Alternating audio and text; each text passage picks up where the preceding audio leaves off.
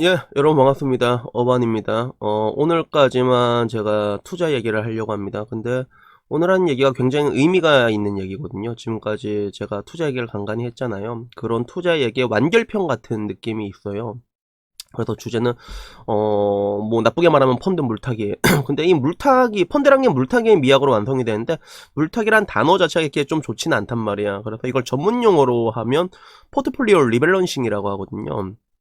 여기에 대해서 얘기를 하려고 하는데, 우선 기본적으로 지금까지 했던 얘기를 이렇게 다 처음부터 얘기를 하자면, 투자할 때 가장 중요한 건 심리라고 했잖아요. 그래서 이걸 맨 처음에 제가 강조했던 게 채권을 강조했는데, 정확히 말하자면 자산 배분이라고 하거든요. 그래서 보통 이제 투자 자산과 안전 자산의 비율을 정해놓고 해요. 그래서 저 같은 경우는 처음 투자하신 분한테는 안전 자산의 비율을 좀 높이라고 했잖아. 그래서 채권 무조건 6 이상 들고 가라고 했는데, 저는 원래 기본적으로 이걸 5대5로 들고 가는 편이거든요. 근데 뭐 지금은 또 달라. 지금 주식 비중 조금 더 주려고 하고 있는데, 근데 예를 들어 이제 5대5로 간다고 했을 때 주식이 이제 5천, 그리고 채권이 5천이다 치자. 총 1억이. 이게 투자를 해서 좀 성공적으로 투자가 됐어요. 그래서 1억 5천이 됐어. 그러면 보통 이 늘어난 5천만 원의 기여도에 채권보다는 주식이 기여도가 높게 돼 있거든요. 왜? 주식에 대한 기대 수익률이 일반적으로 높으니까. 그러면 이게 예를 들어 주식이 4천 늘었고 채권이 1천 늘어서 1억 5천이 됐다 치자. 그러면 이걸 다시 5대5 비율인 7,500, 7,500으로 바꾸는 작업을 리밸런싱이라고 하거든요. 근데 이렇게 정확하게 딱딱딱 리밸런싱을 할 수 있는 거는 뭐 ETF 이런 걸로 거래하신 분들은 그게 가능해요. 근데 뭐 더 정확하게 말하자면 이게 기본적으로 이런 식으로 리밸런싱을 할 때 중요한 것들은 장기적으로 봤을 때 우상향이 되면서 상관계수가 높은 자산군들 이런 것들로 편성한 게 중요하거든요. 뭐 예를 들면 뭐 한국 주식이랑 뭐 미국 채권이라던가 이런 것들이 있단 말이야. 반대로 또 미국 부동산이랑 또 한국 주식도 이렇게 상관계수가 이제 좀 높은 편에 마이너스 0.6을 알고 있어. 그래서 마이너스 1이면 완전히 반대로 움직이는 거고 1이면 같은 방향으로 움직이는 거거든요. 뭐 그런 식으로 하는 건데 여기까지는 알 필요 없고 우리가 일반적으로 이제 채권으로 마음 편하게 투자를 할 때 리밸런싱이라는 개념은 그냥 이 정도로 생각하시면 돼요. 뭐냐 하면 그냥 주식의 적립식으로 섹터 분산해갖고 제가 저번 시간 말했잖아요. 코스피면만 넣으면 이게 폭망한단 말이야. 분산이란 게 중요해. 그래서 여러 나라 분산시켜놓고 계속 넣다가 그러다가 이익이 나면 주식에서 그러면 이걸 주식을 잘라서 채권으로 넣는 거고 반대로 지금같이 글로벌 증시의 대규모 조정과 패닉이 열렸잖아. 그러면 주식 다 박살난단 말이야. 이때는 반대로 채권을 잘라서 주식으로 넣는다. 뭐 요 정도 개념으로 생각하시면 될 것 같아요. 제가 지금부터 계좌를 하나 보여드릴 건데 이게 원래 제가 3월 13일 라디오 방송에서도 했던 내용이거든요. 근데 그때는 계좌가 너무 멀쩡했어. 계좌가 너무 멀쩡해가지고 3월 13일에는 원금도 안 까지고 근데 지금이 이 기준 날짜가 3월 18일이거든요. 그래서 다우지수 같은 경우는 거의 뭐 29,000에서 3만 찍냐 안 찍냐 하다가 거의 2만까지 깨졌잖아. 30% 정도 날아가는 상태고 완전히 다 박살나갖고 그 사이에 이게 계좌가 조금 더 박살난 걸 제가 들고 왔거든요. 그래서 일부러 박살나는 거 들고 왔어. 이게 더 좋은 것 같아가지고 그래서 계좌 지금부터 수익률을 이렇게 보여드리면 고객님 계좌인데 이게 뭐 미래세 배당 프리미엄 이건 저는 제가 들고 가는 그냥 배당주 펀드 국내 배당주 펀드 하나만 들고 가거든요. 국내 투자 비중을 제가 높지가 않아요 지금은. 그래서 보면 이것도 마이너스 14%나 있고 그리고 제가 추천했던 펀드죠. 피델리티 글로벌 배당 인컴 마이너스 10%. 이것도 그래도 좀 잘 지킨 거야, 이것도. 그리고 잠깐만요. 그리고 이 KB 중국 본토 이게 중국 본토에 들어간 건데 유일하게 플러스예요. 굉장히 아이러니컬하죠. 이게 정작 우한 코로나는 중국에서 터졌는데 중국이 제일 멀쩡해 지금. 그리고 그 밑에 삼성 아세안부터 삼성 인도 중소형 다 초토화예요 지금. 키움 러시아 이건 진짜 많이 빠졌어요. 이게 딴 거랑 이게 많이 빠진 것처럼 보이진 않지만 이게 플러스가 엄청 많이 났던 펀드거든요. 거의 이게 한 달 전, 두 달 전 이게 폭락 오기 전에만 해도 거의 20% 넘게 수익이 났던 건데 지금 유가 완전 개박살 났잖아. 그래서 러시아 같은 경우는 유가 박살 나면 골로 가는 나라거든. 그래서 엄청나게 떨어진 거야 이것도. 그리고 그 밑으로 이제 다 박살 나다가 뭐 특별한 거 보이면 뭐 베트남 증권, 한국투자 베트남 이거는 되게 오래된 펀드거든요. 베트남 펀드 중에서 약간 유물 같은 펀드야. 고인물 펀드인데 근데도 이제 저는 이제 개인적으로 이제 변동성 좀 낮은 걸 좋아하니까 이걸 픽업한 게 주식 혼합형이거든요. 예. 그래서 좀 낮은 걸로 들고 와가지고 이걸 들고 갔는데 여튼 그 밑에 뭐 EMP 펀드 보이고 EMP 이거 제일 잘한 것 같아. 그래서 내가 개인적으로 좀 분산을 좀 좋아하거든요. 저는요. 그래서 옛날에는 이런 재간접 펀드를 싫어하는 사람들이 되게 많았어요. 수수료가 이중으로 나가거든요. 그래서 모펀드랑 그리고 자펀드 이게 이중으로 나가는 그런 느낌이 있어가지고 이런 재간접 펀드를 많이 안 좋아했는데, 옛날과 지금 다른 게 수수료가 엄청 낮았어. 펀드 자체가 수수료가 엄청 많이 낮아져갖고 지금은 주식형도 연 1% 넘는 게 거의 없단 말이야. 그러면 그 안에서 또 법인 클래스로 들어가고 이중으로 차감돼도 그렇게 많지가 않거든. 근데 딱 보면 알겠지만 지금 제일 들깨졌잖아, 키움 EMP가. 그래서 이런 것들을 보다가 그 밑에서 이제 플러스가 난 게 인도 채권이라고 해서, 이거는 미래에셋에서, 이게 미래셋이 보면 희한한 펀드를 되게 많이 찍어내거든요. 펀드를 너무 많이 찍어내다 보니까 병신 같은 것도 많은데 괜찮은 것도 많아요. 그래서 이게 카레국이라고 해야 되나? 카레국? 그래서 인도의 국채로 들어가는 채권 펀드인데, 인도 국채가 지금 쿠폰 금리가 한 6%가 나오거든요. 지금도. 그런 나라라 가지고 이렇게 들어가고 있는데, 환율 변동은 굉장히 높아요, 이게. 그래서 왜 높냐면, 기본적으로 이게 환해지를 2번을 해야 된다면 너무 높아가지고. 근데 이런 로컬로 들어가는 거는 환해지를 2번을 해야 돼. 그래서 $1 한 번 해야 되고, 그리고 달러에서 또 이제 루피로 해야 되는데, 이러면 환해지 비용이 너무 많이 나온단 말이에요. 그래서 기본적으로 이런 쪽으로 들어가는 거, 이머징이라던가 이런 거는 전부 다 환을 열어놓거든요. 그래서 환율 변동이 오지게 심한데, 근데 나는 뭐 장기적으로 뭐 카레국이 그래도 크진 않을까. 그래서 누군가는 뭐 카레국이 미래가 없다라고 생각하지만서도 그래도 실제로 카레국의 실적은 계속 늘어나고 있거든요. 그래서 나는 뭐 일단은 요거 이게 좀 편입했는데, 이것도 주 메인 펀드로 편입하기보다 서브 펀드로는 이게 편입할 만한 그 정도 채권이라고 제가 미리 말씀드리고요. 그리고 그 밑에 제가 말했던 글로벌 다이나믹이랑 다 있잖아요. 그래서 우리 하이플러스, 내가 다 얘기했던 것들이죠. 그래서 요 채권들이 있는데, 보시면 알겠지만 날짜가 전부 다 2018년 10월 16일에 들어간 거예요. 근데 보시면 수익률 같은 경우는 우리 하이플러스가 가장 안정적이야. 이게 제일 덜 까졌단 말이야.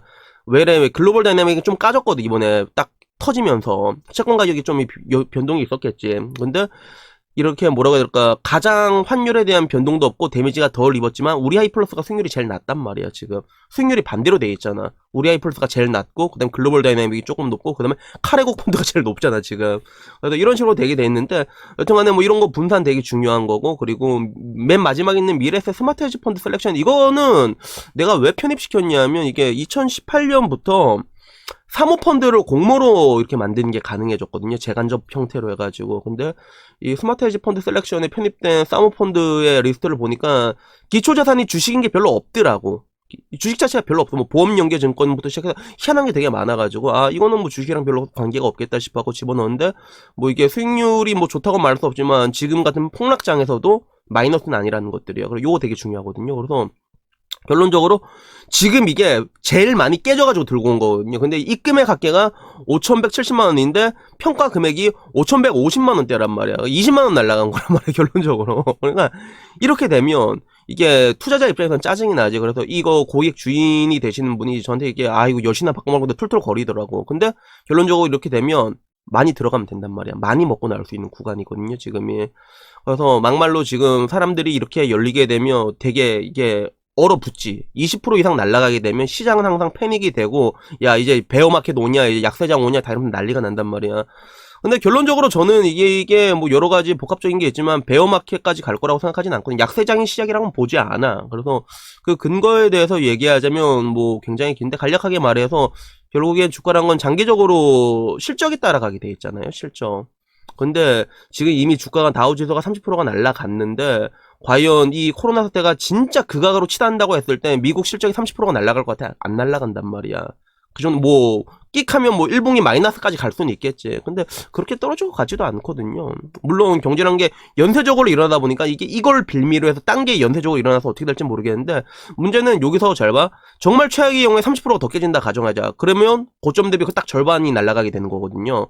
근데 서브프라임 때 우리가 지금까지 겪었던 학습으로는 진짜 글로벌 대재앙이 벌어졌을 때도 그게 딱 반토막이 날아가는 거란 말이야. 반토막이. 물론 뭐 80%씩 날아간 시장도 있긴 있지만, 지금은 뭐 전쟁 일어나는 것도 아니고, 옛날처럼 뭐 원폭 터지고 막 진짜 어떻게 될지 뭐 그런 것도 아니고, 이런 식으로 이제 주가라는 특성은 일전에도 얘기했지만, 높으면 높을수록 이게 작은 악재도 쉽게 떨어지게 돼 있고, 반대로 낮으면 낮을수록 작은 호재도 높게 튀게 돼 있거든요. 그래서 지금은 이제 아래가 막혔다고 말하기는 좀 거시기 하지만 위로 먹을 게 많은 구간이에요. 그래서 이런 경우 이제 방금 말했던 주식형 자산 리밸런싱 들어가갖고 딱딱딱 들어갔는데, 이분이 맨 처음에 내가 지금 얼마 들어가냐면 각 펀드에 80만원씩 들어갔어. 80만원씩. 그래서 80만원 좀 센 거 아니에요? 라고 이렇게 생각할 수도 있는데, 이분이 돈을 더 들고 왔더라고. 나 돈 좀 더 있는데 이러면 더 들고 와서. 그래서 일단 뭐 80씩 들어가고, 그 다음에 보자는데, 저 같은 경우 여기서 일단은 이만큼 떨어지면 일단 무조건 집어넣어야 돼, 펀드는. 그래서 이게 ETF 투자랑 펀드 투자가 결정적으로 다른 것 중에 하나인데, ETF 투자가 얼핏 보면 좋아 보여. 왜? 유동성이 너무 빠르거든. 근데 여기서 지금 투자하고 계신 분 내 말 엄청 공감할 거야. 마음대로 못 돌아간단 말이야. 못 들어가. 무서워서 못 들어간다니까. ETF 직접 매매하는 사람은 더 빠질 것 같은데 어떻게 하지 그냥 분할매수 들어가면 되는데 그게 잘 안 된단 말이에요. 그래서 ETF 같은 경우는 굉장히 빠른 유동성이 오히려 단점으로 발목을 잡게 되거든. 그래서 뇌동매매를 하게 되는 그런 것들이 굉장히 큰데, 펀드는 어차피 다 쳐맞아야 돼. 그래서 지금 환매해봤자 이게 뭐 해외 펀드가 짧은 건 5일, 뭐 긴 건 7일, 막 10일 이렇게 걸린 것도 10일 걸린 것도 있단 말이야. 지금 들어가봤자 언제 들어갈지 몰라, 기준 날짜가. 일단 무조건 넣고 다 쳐맞고 버티고 꾸역꾸역 올라가는 거란 말이야. 그래서 펀드라는 상품은 기본적으로 이게 회복될 때까지 버텨야 된다라는 그런 뭔가 신념이라고 해야 되나? 이게 있기 때문에 사람들이 지금 들어가잖아. 그럼 기다리거든. 그래서 투자의 기본이라고 얘기할 수 있는 것 중에 하나가 인내심이란 말이야. 그리고 심리고 내가 강조한 거. 그러면 이 두 개가 딱 되면 기다리는 게 그렇게 어렵지가 않단 말이야. 지금 같은 상황에서. 왜? 시원하게 빠졌을 때 시원하게 먹고 나올 수가 있거든요. 그래서 가장 중요한 것들은 이걸 어떻게 배분하냐가 문제인데, 이게 약세장으로, 정말 최악의 경우에 약세장으로 간다고 쳐봤자, 약세장으로 하면 주구장창이 떨어지겠는데 1년 정도까지 가는 경우도 있는데, 근데 이렇게 돼도 별로 나쁘지 않은데, 이런 상태에서는 왜? 계속 이게 한 달을 단위로 계속 추가 불입하다가 계속 떨어지잖아. 계속 하시면 돼. 그러다가 주가가 아까 말했잖아. 지금 이미 30%가 날라갔단 말이야. 고점 대비. 여기서 더 날라가면 하방행지 강해진다 했잖아. 그럼 그때는 채권 비율 낮추면 돼요. 채권 비율 점점 낮춰갖고 주식 비율 점점 늘리면 돼. 주식 비율 7, 8까지 늘려도 된단 말이야.